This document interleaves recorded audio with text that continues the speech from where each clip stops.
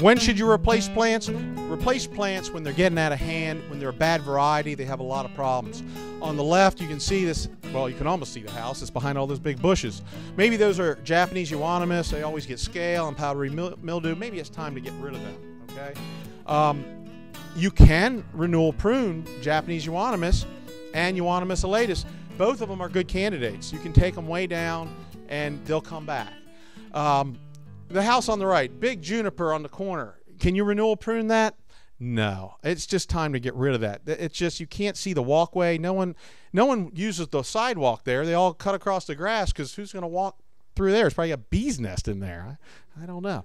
Juniper is not a good candidate for renewal pruning. You can prune them, but they are conifer, so if you take them back past the terminal bud, you're going to get very limited regrowth. It's time to pull that out and re-landscape that bed. Or if your bed just looks like a bed of weeds, it might be time to just pull all that out and start over again. So what does renewal pruning look like? There's a hedge of Japanese holly. There's the regrowth, okay? That's a single season. It's like new bushes were put in. So that's how it saves you money, okay? You can cut these plants back and you just got several $1,000s worth of new plants for a day's work of pruning. So deer has to be brought up. Deer have to be brought up at every talk, right?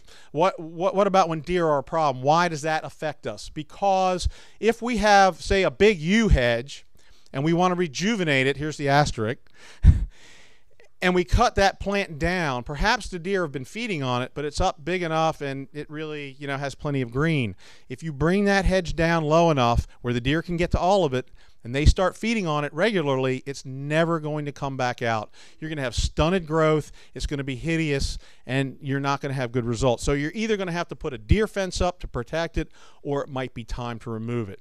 So what I'm saying here is, if you're trying to rejuvenate your garden and it used to be shady, you lost a tree, now it's sunny and you had hostas, you need to think about some other plants to put in. Or to rejuvenate your garden, you may just need to change the type of plants, because look at that cute little Bambi. I mean, what are you going to do with that, right? Aw. So, instead of hostas, maybe ferns, maybe hellebores, okay? There are a lot of plants that you can put out in your garden. Sarcococa is a good shade plant, low growing, fragrant. Sarcococa, sometimes it's called sweet box. Osmanthus. Osmanthus looks like a holly. That's the lower left, but it's actually in the olive family. That's a variety called Goshiki. Goshiki osmanthus, great plant. Small. You can see it next to that hosta there. It's not giant. Slow grower. The deer don't prefer it. It's nice. Got variegated foliage. It does well. Evergreen shrubs. These are the guys that really are our targets for pruning. But you got to consider, if your rhododendron looks like that, do you really want to renewal prune that? I'm going to suggest you don't. You need to consider when a plant flowers, what type of plant it is. Boxwoods are plants that really do benefit from renewal pruning when they get large. But remember, English boxwood grows very slowly, so when you cut that back, it's going to be a bunch of years before it comes back. Korean boxwood, on the other hand, very fast grower, and it can be cut back and it's going to grow back very quickly. One of the things that happen with boxwoods is everyone has in their mind, we want our boxwoods to be sheared tight. Get those shears out and make them, boy, they're just like you could walk across the tops of them. We do that with all of our hedges, and it's the worst thing in the world for these plants. If you can't look down inside your plant, open it up and see growth, green leaves going all the way down through it, that plant either needs to be heavily thinned, which might take a couple years to do, or renewal pruned, which you're just going to do it all in one fell swoop. A hedge like this on the right, that needs to be thinned, opened, renewal pruned. That is doing nothing but harboring insects and disease. That's what most people's old English boxwoods look like. It's got that, dead branch in there. But you can get them cut way, way back, and they're going to come back. And then you're going to keep them thin so the light and air passes through them, and they stay healthier. And, of course, boxwood is one of our plants that we really want to focus on if we have a deer problem, because deer really don't prefer boxwood. And so there are a lot of new boxwoods out there, and you can really do a lot with your landscape that Bambi won't prefer. Nandina, there's a lot of different types of Nandina. These are plants that are good candidates for renewal pruning, but if you do it early in the season, you may sacrifice flowers and therefore red berries for a season. Some varieties of Nandina don't even flower at all, so you don't have to worry about it. But this is a plant that should be hand pruned. This is the way Nandina should look. You know, don't take your Nandina and take a shear to it. That's, you know, you want a different plant if you want a plant to look like that. If I had an Nandina that looked like that, I'd cut it down to the ground this time of year, maybe in April even for Nandina, and let it grow back, and then I would make sure it never looked like that again.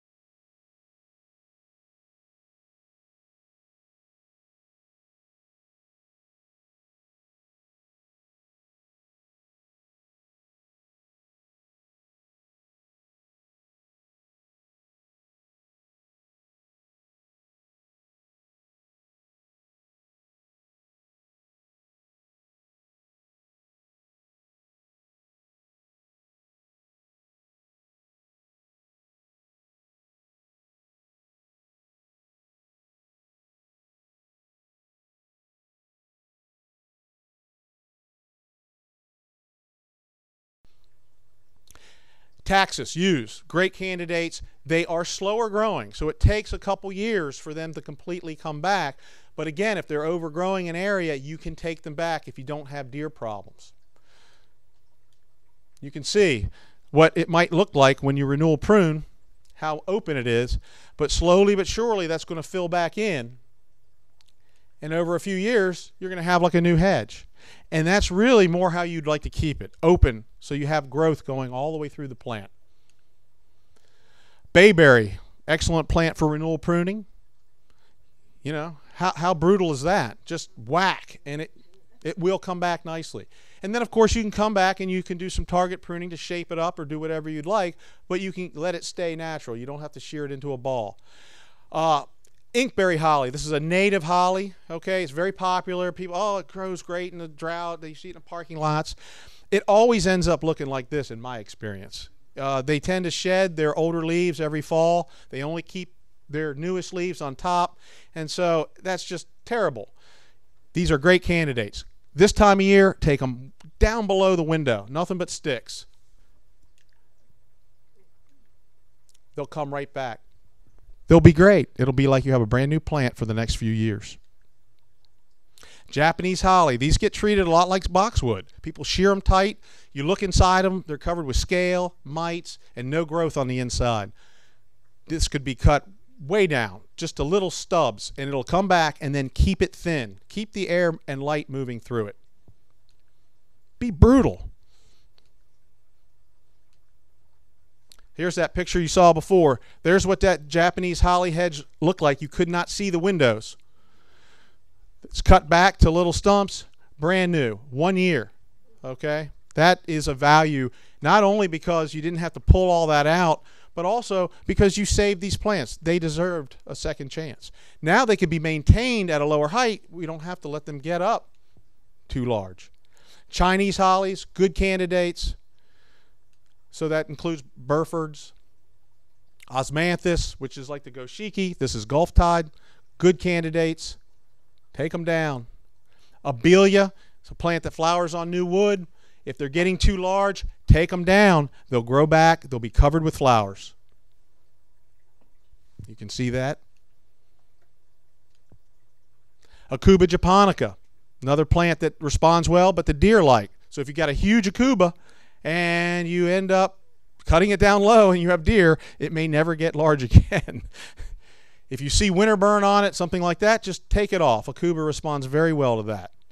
Photinia, here's a plant that responds well to renewal pruning, but it's a plant that has difficulties in our area. People tend to shear them, and the more you shear them, they tend to get a leaf spot disease, which is very serious for Photinia. So either try to let your Photinia go or try to change to a different plant. They have many difficulties. Trying to manage the disease with fungicides, not very practical. Azaleas, it was already brought up, but basically, you know, prune them after they flower. But if you want to renewal prune them, do it this time of year. Just do it.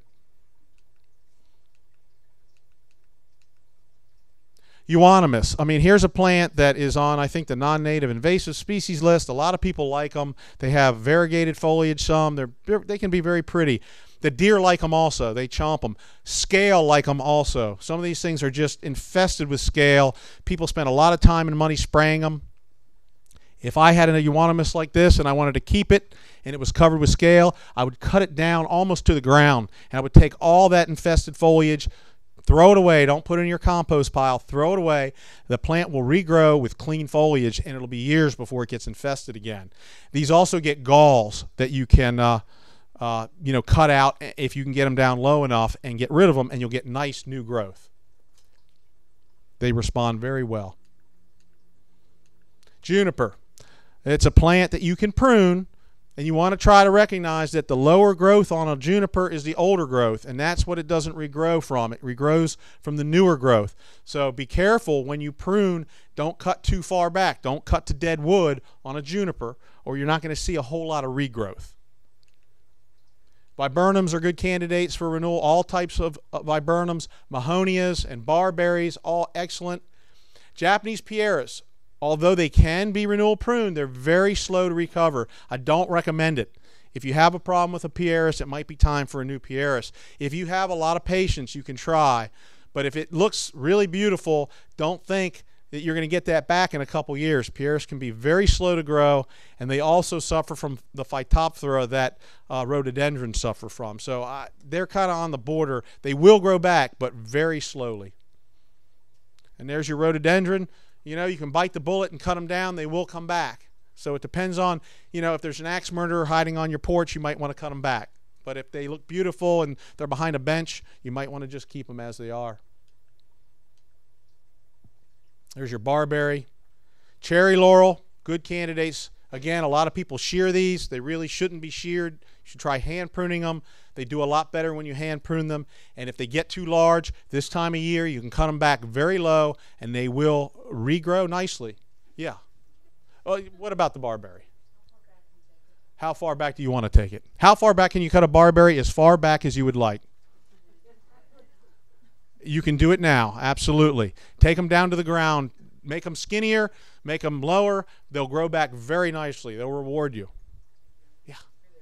Yeah, sky pencil holly. It's a really thin, narrow Japanese holly, and some of them are not as stout as we would like them to be. And I think what you need to do on them is really shear them up tightly all the time, and you'll get that lots of multi-branching, and that's what's going to make them tough. But you need to do it often. You know, you need to, every time they start to grow, shear them, force more branching, force more branching. Absolutely. Mugo pine, this isn't really renewal, but they can get pretty big. They're a dwarf plant, but they get pretty huge. And if you want to try to keep them in check, pinching back their candles, you know, at the spring growth spurt is the time to do it. Okay, so if you get in there, it's a sticky operation. Keep some WD-40 on hand, because your pruners will get gummed up pretty quickly. And don't wear your good pruning suit when you do that. So the question was asked, what do you prune with? Well, it depends, but certainly if you're getting over 3/4 of an inch or so, you really want to get away from loppers or pruners. Some loppers can go up to an inch, 1.25 inches, but you take the chance of damaging the plant from the force of squeezing those loppers together. You might damage the plant. So when you get to larger branches, larger than certainly 1.5 inches or so, you need a handsaw. Okay, and these hand saws, it's unbelievable. It used to be you couldn't find one of these unless you went to a professional catalog. Now they sell them at all the big box stores, online, everywhere else. This is a great saw. It's like, you know, under 20 bucks, and it's a good saw. It's got a locking blade. It's sharp. It'll hurt you. Okay, so be careful. All right, you think, oh, I've seen people, I can't demonstrate it exactly here.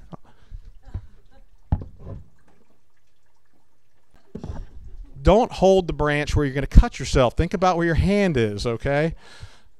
These saws will cut you easier than they'll cut the wood. But this is what you need if you've got a large mature shrub, rhododendron. Don't try to squeeze those loppers, okay, and break the handles off the loppers. You want to make sure that you're doing a nice clean cut. Because why? Because you're wounding the tree, okay? You're wounding the bush. Be nice to it so it can recover well. So use the proper tool. And what I can say is that this is a proper hand pruner. Okay, there's all different brands of them, but they're sturdy, they're well built, and they'll last a lifetime if you take care of them. If you buy the $5.99 or $10.99 ones, they're probably not going to be very good. And believe me, it might look the same, but the blade won't be the same. And when you go to cut, you end up damaging the plant. You want something that cuts cleanly. You want a scissor action. Bypass blades. Never get anvil pruners. If you have anvil pruners, just hang them up on the wall, okay? Don't use them because they crush the plant as you prune. You want good quality pruners, whether they're loppers, hand pruners, or saws. And if you have to cut something overhead, make sure you know what you're doing or hire a professional to do that, because it's not worth saving a couple $100 and ended up in a hospital because you dropped a branch on your head, okay? The question is, should you use electric? Is there a time? It doesn't matter if you use electric or gas or hand-powered. What really matters is what you're trying to accomplish. So if you have gas shears that have 2-cycle or electric shears, If you're shearing your boxwood, you're not doing any good. Electric or gas, you're doing the same damage, okay? So really, if you're shearing, it doesn't matter if it's gas or electric. Electric can be easier to wield because they're lighter, but you have to worry about the cord. Some of them are cordless now, so that helps out a lot. Gas are more powerful, but you have to deal with gas and oil and all that. So you just need to consider that, okay? If you're pruning large branches, it could get pretty tiring operating the saw. You might get through the first one and feel good, and by the third one your arm's going to fall off. You might need a gas or electric chainsaw for that, okay? So just make sure if you're doing that, you know, we're all kind of macho in our own way, and oh, I know how that works, and you'll take a limb off easily. It might be your own, but make sure you know how it operates, and make sure you read the safety instructions before you go out and do it. Yeah. Preferred method of sharpening. That's an excellent question because you do want to keep your tools sharp. And I do have a preferred method. I don't think I'm going to be able to show it to you today. But you take a very fine metal file, and if you look at a blade like this, one side is flat and one side is beveled. And what I see is people sharpening both sides the same. The flat side is supposed to be flat. Okay, so other than removing some burrs by running it flat across it, you don't do anything. You sharpen the beveled side and you follow the contour of the bevel. And you just go back right across it multiple times until it's sharp. When you do that, you might not even be able to see it, but you're going to get a little roll of metal that comes up on the other side, and that's when you take your file and you flat go across it to knock that curl off. But you don't sharpen the other side, and you don't sharpen the anvil side, okay? The part that's stationary. You can clean it up a little bit, but don't try to sharpen it. That's where it mates with the blade, okay? So you want to take your time on that, and if you're not sure how to do it, there are some professional sharpening services out there that you could probably contact. The one thing you don't want to do is ruin a good set of hand or loppers or whatever by grinding them down. Don't use a hand grinder or anything like that. Use a hand file. Some of them now even sell these little sharpening tools, and they're quite handy for their brand. They can work on any brand. Yeah. How aggressive can you be at trimming a hairy lauder? How aggressive can you be at trimming a Harry Lauder's walking stick, a Corylus contorta? Well, we grow that plant typically for its twisty, curly branches, and so a lot of times they get big, and we go, and you know, we say, I don't know what to do. I like the curly, twisty. The new growth is generally curly and twisty, so you can be fairly aggressive. The thing to look out for them is that they're often grafted, and what I see is a lot of the straight growth coming up from the bottom, and you always want to make sure you take that straight growth off. But I'd be very cautious. I guess, what does the carpenter say? Measure twice, cut once. So let's use that when we prune. You know, let's think about it before we make our cut. And that's true of a Harry Lauder's. That's true of a Japanese maple. Any of these things. Think about what you're going to do. Look at it from a couple different angles and then do it. I would be hesitant to rejuvenate a Harry Lauder's. I think it would come back. What do you think, Marie? I think it would come back. As long as you're on that upper growth, the part that's grafted on the upper part, it's going to grow back curly. Okay, but if you cut it down to where the graft is, you're going to have a different tree. Probably just some old mulberry tree or something like that. Any other questions?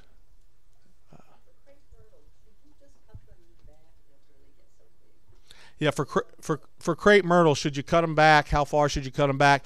You can tell that we're having some sort of climate change because crepe myrtles every other year used to get killed back to the ground because of our cold winters. They grow back from the ground, but we never had them establishing as trees like we do now. And so now they're just overwintering well, and they're getting bigger and larger, and they're beautiful. They're great. How far should you take that plant back? It really depends on what you want out of that plant.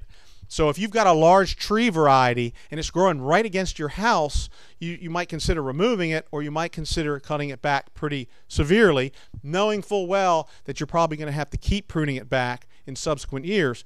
But because crepe myrtles are so forgiving and they flower on new wood, you can really cut them back how you like. You might alter their look to some degree. I mean, if you've got a multi-stem, 3-stem, and you cut off one of those stems, you know, I think you've just degraded the plant, and so you might just want a different plant. I mean, I think a 3-stem is a much more attractive look for a crepe myrtle than a 2-stem. Okay. Yeah.